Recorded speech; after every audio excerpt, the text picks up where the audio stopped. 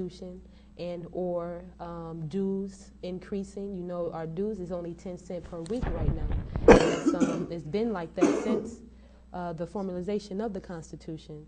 So if locals are seeing certain directions the Federation should go, or administrative directions the Federation should go, they should pass a resolution in their local and then bring that forward to convention and have the whole membership deal and reason about, is this the best for the Federation as a whole, you see. So when a local comes together and forms themselves, what are some of the type of activities that takes place in the local? What are some of the things that a local does for people who are not aware?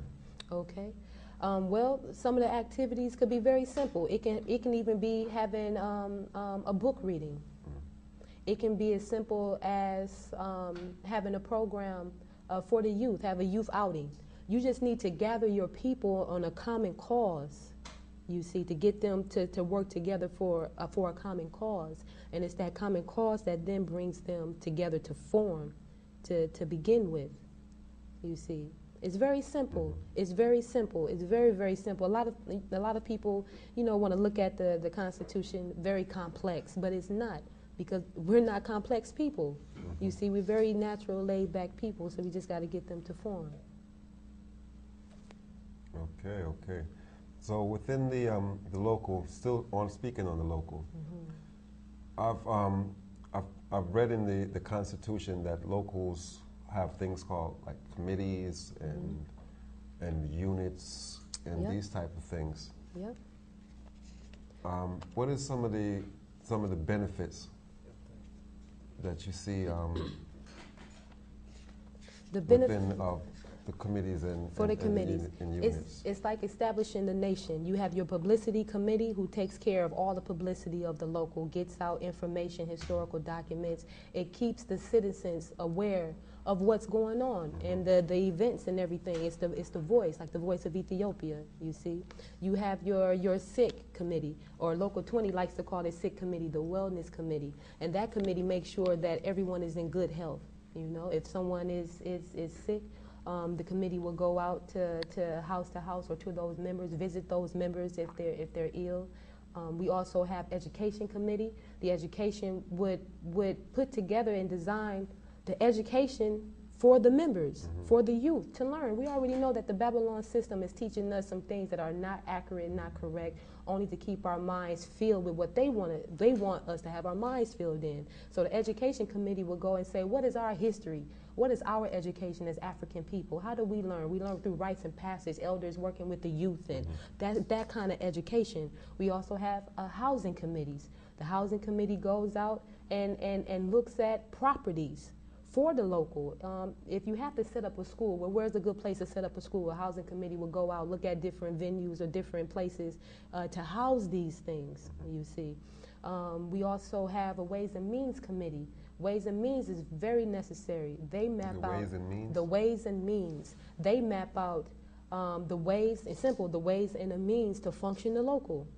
If that means the local has needs food, the Ways and Means Committee will come to the table and say, well, what do we have to feed the committee or feed the members? Well, we all can donate food, or I can donate this. Okay, we got that. Oh, brother has a farm back there. Let's link him up. So more or less, the Federation has something for almost everyone within our black people. That they can find some place that they can be of service. And it's every department of running a nation.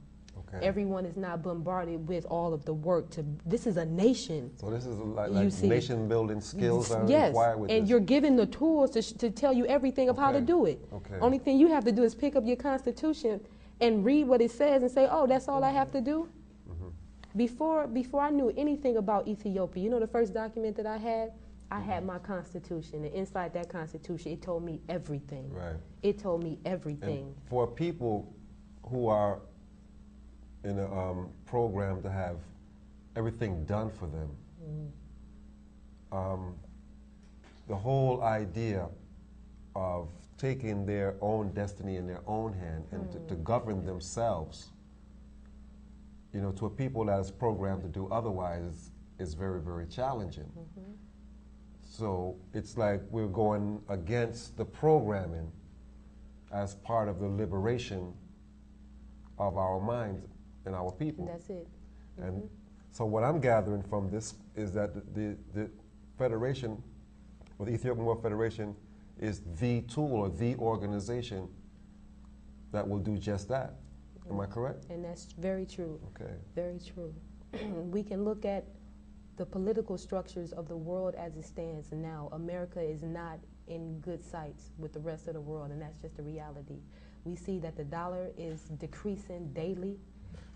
Even the Ghanaian money is higher than the dollar now, and you have the African money. The African money is Stronger higher than the American? dollar. Yes, Really? yes, I. Say that again for the brothers and sisters at home who don't know that. Let them know that one. Yes, I. Because they're running after this dollar. Yes, I. And they go back to their homeland. They have double more than what they even making here now. Look at that. Look at that. You see, we're learning that the political structure of Jamaica is going through some turmoil or going through some rearranging. We're hearing word sounds come out of England that the government just lost 25 million people's identification. What I'm saying is that the systems we are living in is crumbling, from the education, from the health, from the economics, jobs, anything you can possibly imagine, can think of is failing. So what do we have as black people to govern ourselves? What do we have? Okay. What do you say to the people at home that are sitting there saying, why Ethiopia? Why Ethiopia? What would you say to those, to the viewers that are saying that? You know, there have to be somebody sitting there saying, why Ethiopia? Why Ethiopia? Well, Ethiopia was never conquered, so it's a different people and a different mindset when the people haven't been conquered. Why people would ask why is because we've become a conquered people. And our responsibility is to conquer ourselves. When we look around the world, we can see all over the world our sons, our brothers, our fathers are being killed. If not by the system has caused it by black-on-black crime. And it's our responsibility as mothers of creation, this is to stop this. We can't go on like business as usual and say everything is fine when everything is not fine. We're failing, the educational system is failing our youth. They're not graduating, they're dropping out because it's not relevant to their reality. It is our responsibility to create that reality. We had that reality. We taught ourselves, we had our own businesses, our own cities. What we did made a mistake along the way, we fought for integration. When we integrated, for how long did we ride the bus, that bus? And we had a demonstration for almost a year, a boycott, where we shut down the city and the bus system. But we never came out with our own bus system out of that.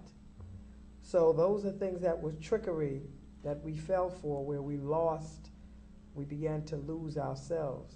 At some point, we must take ourselves back and be responsible for our own youth and what we put in their heads and what will come out. The teacher must begin again to come from the neighborhood schools. The brothers again must begin to train our young male youth with skills. They don't have skills, so they're just out there. We have to begin to teach our children again the worth of life. Anything that takes God out of it is evil. So that is where we are as a people now. It's our responsibility to come together, put our dimes and nickels. It doesn't matter.